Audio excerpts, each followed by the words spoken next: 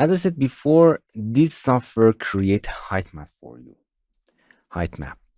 And of course, you can use the height map from elsewhere to create a 3D here. As I said before, in a primitives, you can right click and type file, and you can insert, browse your black and white image to create a file. Okay, I browse my file height map here, and it does not have very good quality. Okay, it does not have very good quality. It's very noisy, and it's healing this height map to you. This is on file. For healing that, you use a heal node and just output the heal to the input of the file to the input of the heal. And let's see what happened here. It's actually a smoothing it.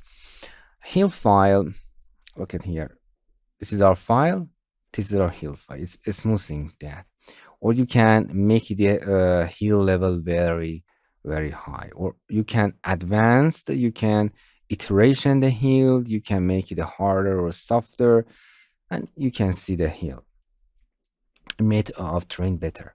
For better seeing that, height map was good, but some cases we have very bad quality height map.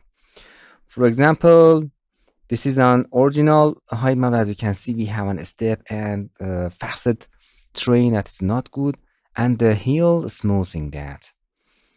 Or another example, for example, this, as you can see, we have a very bad step, 8-bit height map, and then it converted it and heal it into the best result. In some cases, it do like this. Is very important and nice technology for healing your height map.